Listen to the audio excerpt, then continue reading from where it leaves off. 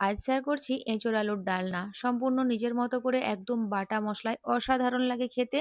লুচি, পরোটা, পোলাও, খিচুড়ি সবকিছুর সাথেই পরিবেশন করতে পারবেন। তো রান্নাটা করার জন্য আমি এখানে ডুমো ডুমো করে এঁচোড় আর আলু কেটে নিয়েছি। আলুগুলো একটু বড় বড় করে কেটেছি, যেহেতু আমি এটাকে প্রেসার কুকারে একটা সিটি লাগিয়ে নেবো। আর যদি কড়ার মধ্যে সেদ্ধ করেন তাহলে কিন্তু আলুগুলো একটু ছোট করে কাটতে হবে। তো এঁচোড় আলু প্রেসার কুকারের মধ্যে অ্যাড করে দিয়েছি, সাথে নুন, হলুদ আর ১ গ্লাসের মতো জল অ্যাড করে দিচ্ছি। ভালো করে মিশিয়ে লিড লাগিয়ে দেবো আর হাই ফ্লেমে একটা সিটি লাগিয়ে নেব।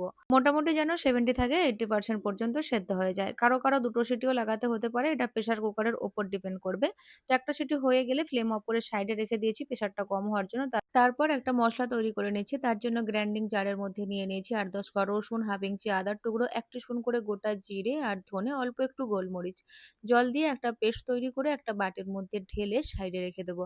আর এই গ্রাইন্ডিং জারের মধ্যেই অ্যাড করে দিচ্ছি দুটো রাফলি কাটা টমেটো, সাথে ৮-১০ কোয়া কাজু। জল দেবো না, টমেটোর জলের মধ্যেই একদম স্মুথ একটা পেস্ট তৈরি করে নিয়েছি। তারপর কুকারের প্রেসারটা কমে গেলে ঢাকনাটা সরিয়ে দিয়ে জল থেকে আলু আর এঁচোড়টা ছেঁকে তুলে নেবো আর জলটা ফেলে দেবো। প্যানের মধ্যে ১ টেবিল চামচ তেল গরম করে সেদ্ধ করে রাখা এঁচোড় আর আলুটা অ্যাড করে দিচ্ছি।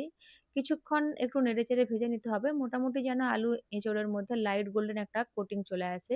এঁচোড় আলু এভাবে ভেজে রান্না করলে খেতে বেশি ভালো লাগবে। তো এখন আমি প্যান থেকে তুলে নিচ্ছি আর ওই প্যানের মধ্যে ১ টেবিল চামচ আরও সর্ষের তেল অ্যাড করে দিলাম। রান্নাটা সর্ষের তেলেই করার চেষ্টা করবেন, এরকম রান্না সর্ষের তেলেই খেতে বেশি ভালো লাগে। তেলটা গরম হয়ে গেলে ফোড়নে একটা তেজপাতা, একটা শুকনো লঙ্কা আর অল্প একটু গোটা গরম মশলা দিলাম। ভাজা হয়ে যখন সুন্দর একটু গন্ধ বেরোবে তখন অ্যাড করলাম একটা বড় সাইজের কুচনো পেঁয়াজ।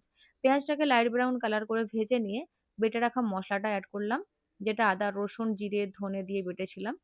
তো কাঁচা গন্ধ চলে যাওয়া পর্যন্ত ভেজে নিতে হবে। তারপর এখানে অ্যাড করে দেবো যে টমেটো আর কাজুটা একসাথে বেটে রেখেছিলাম। সাথে হাফ টিস্পুন হলুদ গুঁড়ো, ১ টিস্পুন ভর্তি করে লঙ্কার গুঁড়ো, স্বাদ মতো নুন। ঝালটাও অবশ্যই নিজেদের স্বাদ মতো দেবেন। গ্রাইন্ডিং জারটা ধুয়ে অল্প একটু জল দিয়ে এখন সুন্দর করে কষিয়ে নিতে হবে।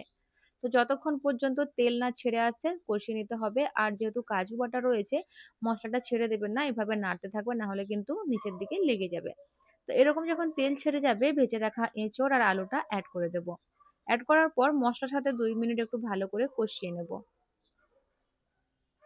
তো প্রায় ২ মিনিটের মতো কষিয়ে নিয়ে এখন গ্রেভির জন্য জল দিয়ে দিচ্ছি। আর আমি এই রান্নার মধ্যে যেহেতু ঠান্ডা জল অ্যাড করছি, তাই জন্য মাঝখানটা ফাঁকা করে জলটা অ্যাড করলাম। জলটা একটু গরম হয়ে গেলে তারপর মেশাবো। পারলে অবশ্যই গরম জল দেওয়ার চেষ্টা করবেন।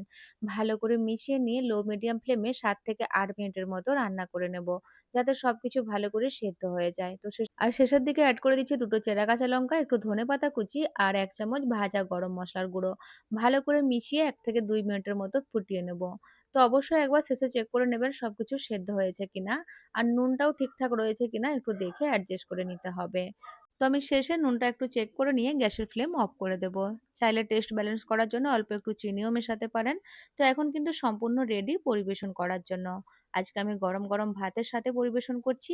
তবে এই রান্নাটা লুচি, পরোটা, পোলাও সবকিছুর সাথেই বেশ সুন্দর লাগে। এইভাবে অবশ্যই বাড়িতে বানিয়ে দেখবেন। ভালো লাগলে একটা লাইক শেয়ার করতে ভুলবেন না।